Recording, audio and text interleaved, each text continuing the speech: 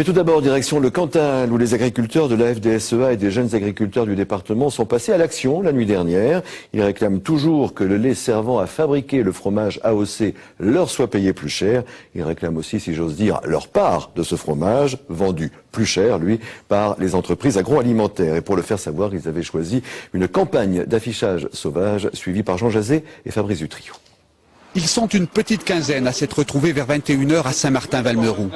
Même si je finis en cabane, je n'ai rien à foutre, mais avant de crever, La colère est froide, mais la détermination intacte.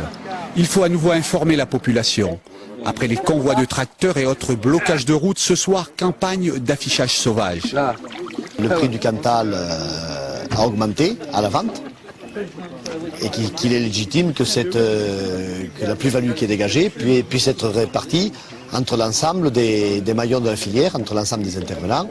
Et à ce titre-là, les producteurs ont droit à leur part, de toute façon. Elle est légitime, elle est due parce qu'ils réalisent un certain nombre d'efforts pour produire un lait qui permet de réaliser un produit qui se démarque. Les affiches sont distribuées et la nuit tombe sur le bourg. Tout le monde peut passer à l'action. Si on ne bouge pas, aujourd'hui de toute façon on se trouve avec des personnes où il faut qu'on rentre toujours en force, quoi. Plus loin, plus tard, vers Saint-Bonnet, c'est la laiterie qui est visée.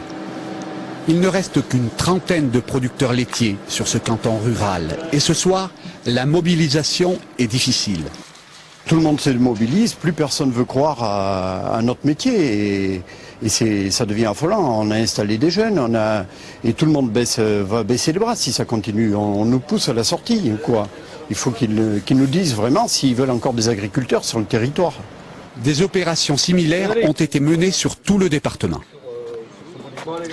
Et dans le Cantal encore, une cinquantaine de producteurs de viande bovine s'est invité ce matin dans une centrale d'achat et une grande surface de surgelés pour vérifier l'origine des viandes mises en vente. Une opération lancée au plan national.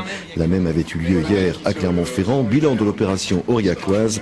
Quelques kilos de viande argentine que les agriculteurs ont emmenés à la préfecture où ils ont été reçus en fin de matinée.